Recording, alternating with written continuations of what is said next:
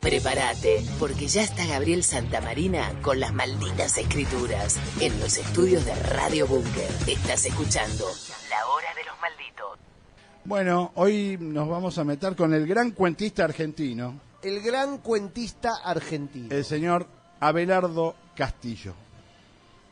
Abelardo Castillo, quizás uno de los nombres propios más fuertes, ¿no? Abelardo Castillo. Gran tema de Papo, Abelardo el Pollo, pero no tiene relación. Bueno, Abelardo Castillo, yo lo quise iniciar con una frase que él escribió en un ensayo que se llama Ser escritor, muy interesante, que dice así: si tiene tendencia a escribir cristal en vez de vidrio, rostro en vez de cara, ascender en vez de subir, dese una vueltita por el mundo real. Me gusta el mensaje. No le gustaban mucho los palabreríos, las cosas, él iba más al hueso. Más al hueso. Pero, ¿qué te parece si hacemos una entrevista virtual? Porque este señor, lamentablemente, nació en el año 1935 y murió en 2017. Volvemos a traer la máquina del tiempo. La máquina del tiempo, como ya hicimos con otro autor en su momento, con Andrés Rivera.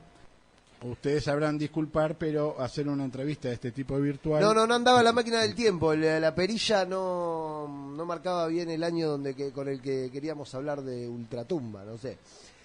Bueno, tenemos una comunicación telefónica con el más allá, ya está confirmado, problemas técnicos resueltos. De un lado estamos nosotros y del otro, en el pasado, el gran Abelardo Castillo. Bueno, señor Castillo, muchas gracias por atendernos. Nosotros lo hemos presentado como el gran cuentista argentino. ¿Usted cómo se siente que lo presentemos de esta forma? Yo te diría que no me afecta demasiado. Creo que la opinión que se tiene de mi literatura no es que no me importe, sino que no dejo que entre en mí. Es como exterior a mí.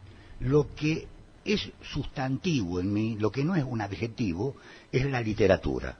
Es lo que soy, no lo que hago. Claro, qué profundo, Abelardo. Profundo. Sí.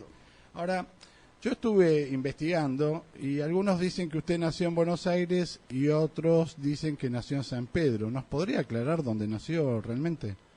Físicamente nací en Buenos Aires, en Palermo, pero fui engendrado en San Pedro, que creo que no es un dato menor para establecer los orígenes de una persona. Claro. Fue engendrado en San Pedro. Está bien. Claro, está bien, pero nació en Palermo. Bueno, y dígame, ¿cómo fue un poco su infancia, sus comienzos? Hay como una historia de mi infancia que es triple. Hay una infancia mía en San Pedro, hay una infancia mía en Buenos Aires y hay una infancia mía en el colegio Wilfrid Baron de los Santos Ángeles. Estas infancias no son sucesivas, son simultáneas en mi memoria. Claro, y ahí empezó un poco la pasión por la lectura, porque usted es un hombre dedicado íntegramente a las letras. Sus talleres de escritura fueron muy famosos y generaron un montón de discípulos. Pero bueno, ¿cómo empezó esa pasión por la lectura? En San Pedro yo vivía prácticamente solo. Mi padre viajaba y yo vivía en casa. Recuerdo que papá me dejaba plata para comprar la comida y yo solía comprar libros. Este hábito de la lectura lo aprendí en el Wilfrid Baron, cuando después del almuerzo teníamos nosotros un largo recreo a mediodía, debíamos ir a lo que se llamaba el estudio. En el estudio no necesariamente se estudiaba, o creo que ni siquiera se estudiaba, por lo menos no era obligación estudiar, pero podías leer. El único requisito era el silencio absoluto. Podías leer los libros que no se podían leer durante el día. Elegían los libros de la biblioteca del estudio, ahí leías las aventuras, por supuesto las aventuras que te permitían leer, ¿no? Ese hábito de la lectura me acompañó toda la vida y yo recuerdo haberlo adquirido en el colegio. Ajá, y bueno, después ya de adolescente habrá empezado a escribir algunas cositas y en sus primeros años de juventud, pero ¿en qué momento, cuándo usted se sintió escritor? Yo no me siento escritor. Yo soy un hombre que escribe. Sentirse escritor es como sentirse médico o arquitecto o futbolista, vale decir, es adquirir un título de algo. Yo no me siento escritor. Claro, usted es como si fuera profesionalmente, pero más el que profesa la escritura, más que sentirse un profesional de la escritura, claro. Bueno, usted escribió novelas, poesías, dramaturgias, cuentos. ¿Qué género prefiere? Aunque he escrito novelas, teatro e incluso poesía, y la sigo escribiendo, el cuento es el lugar donde me siento más tranquilo cuando escribo, porque como no empiezo un cuento hasta no saber puntualmente cómo va a terminar, y a veces hasta con las palabras que va a terminar, eso me da una enorme sensación de tranquilidad. Bueno, eso la verdad que es, para los que nos gusta escribir, es una clase, digamos, porque el cuento sabemos que es así una piña, ¿no? Un knockout, y si no tenemos claro el final, es difícil después articular el cuento, ¿no? La novela nos lleva más por otros pasajes, por otro devenir, pero bueno. Aquí en Malditas Escrituras hemos visto varios escritores que preferían escribir de noche. O sea, ¿qué es para usted la noche? Para mí la noche no es un momento en el tiempo, es un lugar en el espacio. Yo entro la noche como se entra a una casa o como se entra a una plaza. En ese ámbito que es la noche, yo leo y escribo. Ajá. Wow. Qué descripción, ¿no? De la noche. Terrible, ¿no? Bueno, hemos visto nosotros a lo largo de las columnas que estuvimos haciendo los jueves aquí en la Búnker, que muchos escritores necesitan evadirse, ¿no es cierto? Que el alcohol, bueno, algunos de drogas y qué sé yo. ¿Cómo ve esa cuestión de la evasión del artista, del escritor? Creo que hay en el escritor, y yo diría en el artista, un desacomodo esencial con la realidad. De otro modo, no escribiría, ni pintaría, ni haría música. Es decir, no crearía un mundo alternativo, un mundo paralelo, si estuviera conforme con el mundo que existe. Escribir o pintar es crear un otro mundo, que no es el mundo de la realidad en que el artista vive. ¿Por qué lo hace? Yo lo ignoro. Pero evidentemente pertenezco a esa clase de gente. Ese desajuste se manifiesta de muchas maneras, no necesariamente, también con la droga, con el alcohol, con las mujeres, con la idea del suicidio. No es casual que haya tantos escritores o artistas que han sido alcohólicos, locos o suicidas, ¿no? Lo que no significa que deban necesariamente serlo. Claro. ¿Cómo fue su relación con el alcohol? Digamos, yo leí por ahí que de vez en cuando tomaba un vaso de whisky. Pasa que no era un whisky, era una botella de whisky. Ah, bueno. Claro, no era un vaso. Un fenómeno, Abelardo Castillo. Muchísimas gracias allí donde usted esté. Gracias. Bueno, Abelardo Castillo. Maravillosa conversación, Gabriel, con el gran Abelardo Castillo. Muy bien. Lo de la botella de whisky nos mató. Bueno, resulta que después en una... un tipo muy interesante de escuchar, muy ¿no? interesante. Muy sí, fuertes. Sí. Después en una fiesta en el año 85 decidió que no tomaba más y nadie le creyó y dejó de tomar. No tomó Basta, más. no tomó más. Sí. Muy interesante, un hombre de izquierda. Ajá. Pero también, como pasó con Rivera, peleado con el partido, tenía sus cosas y demás.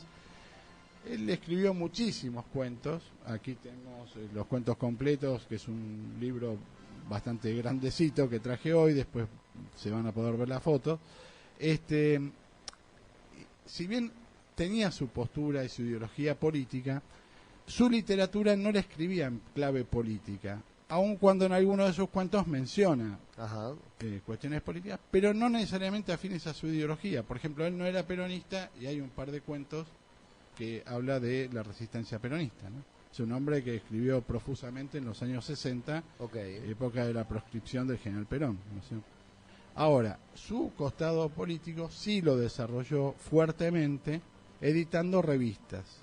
Inclusive El Ornitorrinco fue una revista que pudo trascender la dictadura. Digamos, fuerte, ¿no? hay que editar una revista en la dictadura, ¿eh? Sí, sobre todo ahí está la magia de por escribir, ¿no? O sea, estamos escuchando Sui Generis, el álbum Instituciones, y bueno, todo lo que Charlie, por ejemplo, pudo escribir diciendo sin decir. Sí, ¿no? diciendo sin decir, Tal cual. exactamente. Bueno. La década del 60 está muy impregnada por un filósofo francés que se llama Sartre. Sartre. Los sartrianos. ¿Por qué? Porque este hombre toma un poco algunos... O sea, todo filósofo dialoga con un filósofo anterior, ¿no es cierto? Se refuta, se afirma, etcétera, etcétera. El existencialismo de Sartre. Exactamente. Que no vamos a dar hoy... primero no estoy No estamos haciendo certificado para poder hablar más allá que he leído. Pero el existencialismo es un pensamiento básicamente que sostiene que el hombre existe y luego construye un ser. Ajá. Y de ahí, bueno, escribió varios textos que resaltan esta filosofía. Por ejemplo, hay un cuento que a mí me encanta que se llama Also sprach el señor Núñez. Vamos a aclarar lo de Also sprach. Also sprach es en alemán, quiere decir así habló.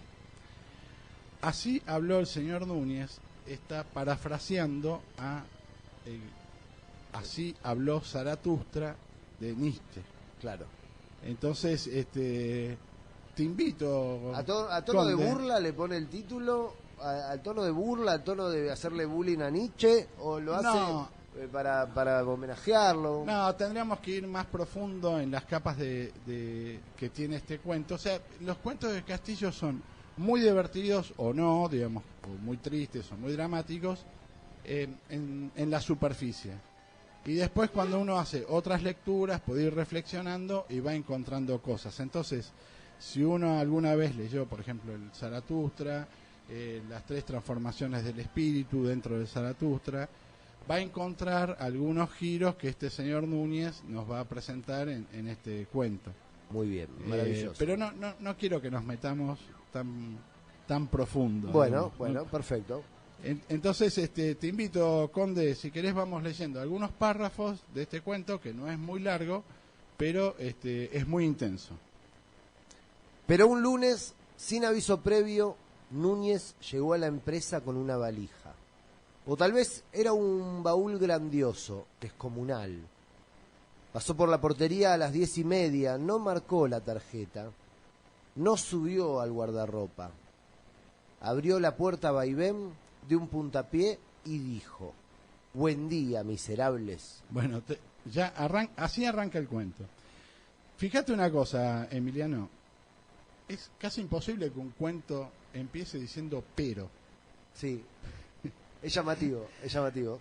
Ese pero un lunes, y ya lo sitúa un lunes, está diciendo pero un lunes y no cuenta todo lo que era la rutina hasta ese lunes. Claro, el pero uno se lo puede imaginar. Claro. O sea, era, alguien que se pone a escribir, podría escribir algo como: era una oficina donde todos los días la gente hacía las mismas cosas y tipeaba en máquinas de escribir. Esto está ubicado en fines de los 50, principios de los 60. Entonces, ahí como que faltaría un párrafo. Claro. Pero es tan grandioso lo que este hombre hace que dice, pero un lunes. Claro, arranca así, no le importa. Pero un lunes cambió Patea todo. el tablero, como tal cual. Dice. Me gusta. Bueno, entonces, fíjate que llegó a las 10:30, cuando se supone... O sea, hay muchas cosas que están como supuestas. Es genial la forma que tiene de escribir, porque no... Lo que decíamos al principio, si usted tiene tendencia a escribir cristal en vez de vidrio, no, el tipo, pum, te lo tira. Y vos al principio decís, no entendí, claro, pero después... Claro, si es una oficina, ¿qué hace a las 10:30? Las oficinas se llegan a las 8 o a las 9. Claro. ¿No es cierto? Y no deja su abrigo, nada. O sea, no marcó la tarjeta. Tampoco marcó la tarjeta, eso no es dio el clave. presente. Claro. Y entró con una valija, que ya vamos a ver que es esa valija o ese bulto grande, y les dijo a las 20 y pico de personas que estaban allí, jefes, gerentes, empleados, cadete, le dice: buen día, miserables. Es terrible eso. Bueno. Abrupto. Entonces después él anuncia algo a las 20 y pico de personas, luego de decirle miserables. Cuando un hombre, por un hecho casual o por la síntesis reflexiva de sus descubrimientos cotidianos, comprende que el mundo está mal hecho, que el mundo, digamos, es una cloaca, tiene que elegir entre 3 actitudes. O lo acepta y es un perfecto canalla como ustedes, o lo transforma y es Cristo o Lenin, o se mata, señores míos, y yo vengo a proponerles que dejemos el ejemplo y nos matemos de inmediato. Fuertísimo, me gusta, siento una empatía fuertísima con Abelardo Castillo. A ver, el tipo dice, lo acepta como los venimos aceptando hasta ahora. Claro, nos convertimos en canallas. Y seguimos siendo los mismos canallas, pero él ya se diferencia, ustedes son los canallas. O los transformamos, pero no tenemos correlación de fuerza, o dice, nos matamos todos y ya está. Y dice, en otro momento del cuento, dice, si no pudimos elegir cuándo nacer, podemos elegir cuándo morir. Es muy bueno, es muy bueno.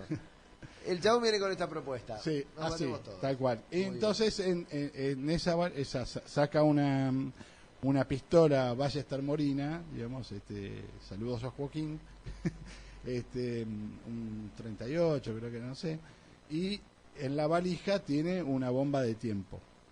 O sea que era en serio. Va en serio, sí, claro, sí, va en serio. La propuesta viene... Claro. Entonces, bueno, después nos explica algo, si querés continuamos con... Muy bien. Indudablemente el oficinista no pertenece a la especie. Es un estado intermedio entre el proletariado y el parásito social. Imagino el futuro. Los hombres nacerán provistos de palanquitas y botones. Una leve presión aquí, camina. Otra allá y habla. Se acciona aquel botón, eyacula. Este de acá, orina. No, no me miren asombrados. Eso es lo que seremos con el tiempo. Buah. Una crítica, ¿no? Una crítica fuertísima. Todos tenemos un Samsung, un Motorola en la mano. Sí, no se equivocaba, no se equivocaba. Bueno, terrible, ¿no? Y esto que el oficinista, digamos, el oficinista como figura del hombre que está completamente metido en el sistema, ¿no es cierto? Claro, claro. O sea, es mucho más... La burocracia, o sea, no sos ni proletario, o sea, de lo que Marx decía, los que iban a hacer la revolución, y tampoco sos el parásito social del burgués que vive de las finanzas, digamos. Claro. O sea, no sos nada. No sos nada, estás en el medio. Claro.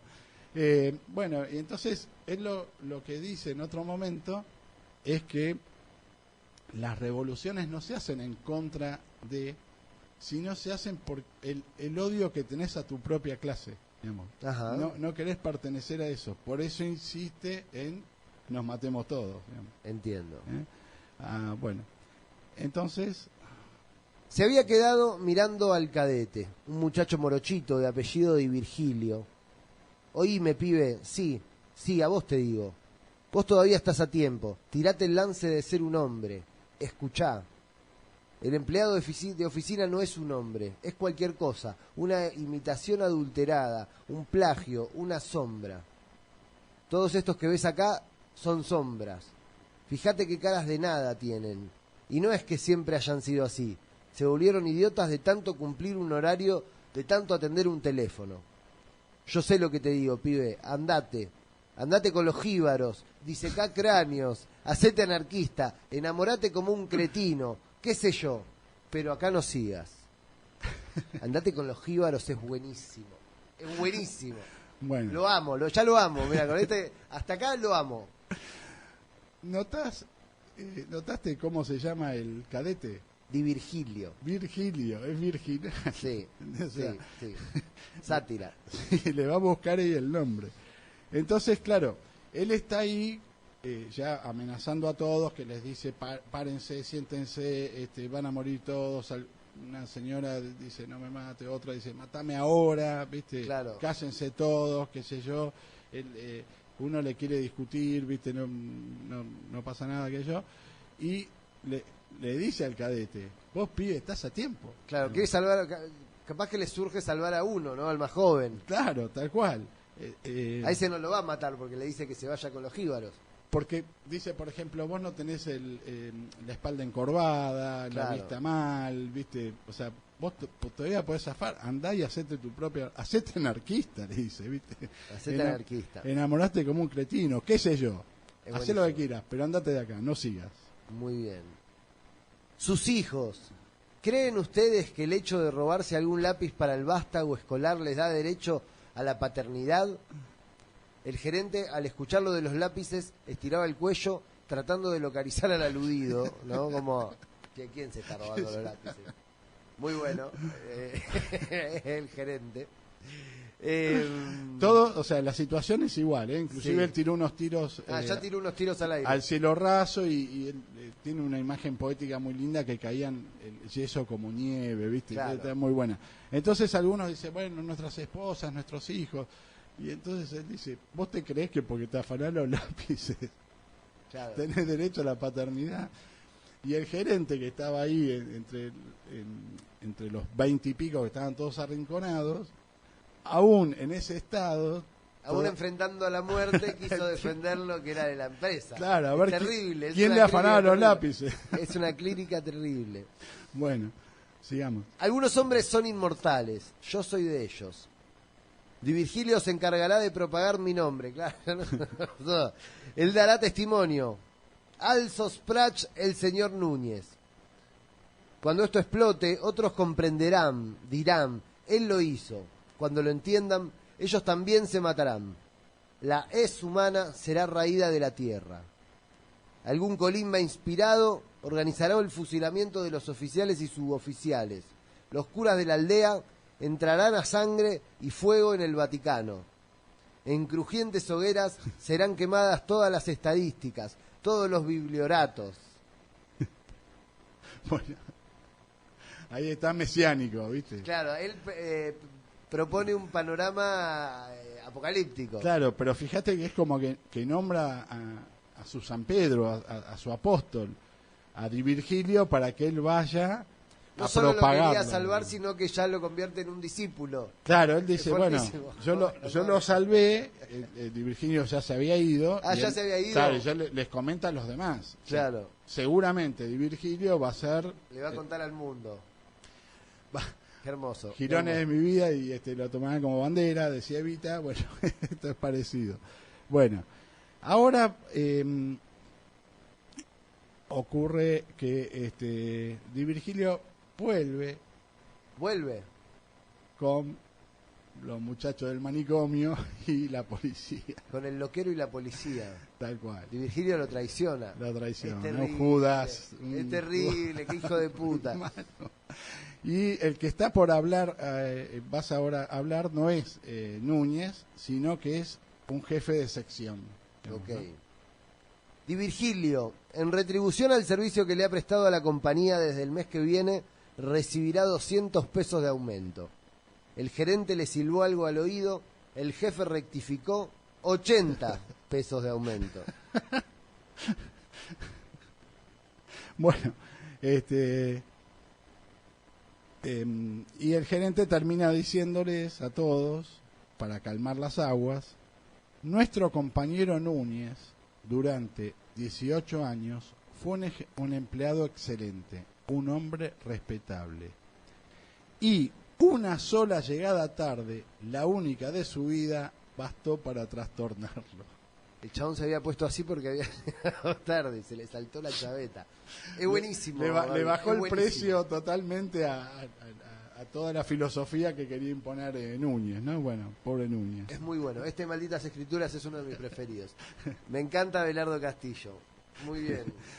Bueno, el cuento entero está lleno de estas cosas. de giros, de ironías y de un montón de... Bueno, Abelardo Castillo, un hombre que escribe cuentos cortos, muy, muy, muy recomendable.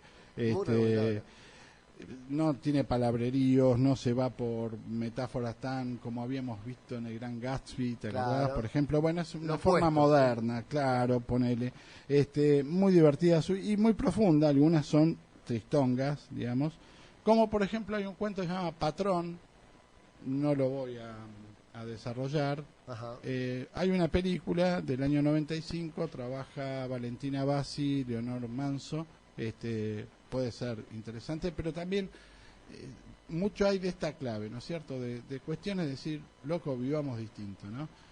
Me encanta. Abelardo Castillo, muchas gracias, y no era un whisky, era una botella Era de una whisky. botella. Malditas escrituras, amigos míos, en la hora de los malditos, maravilloso momento con el señor Abelardo Castillo, traído de la mano del gran Gabriel Santamarina. Nuevamente, hasta la semana que viene, Gaby. Gracias, hasta el jueves.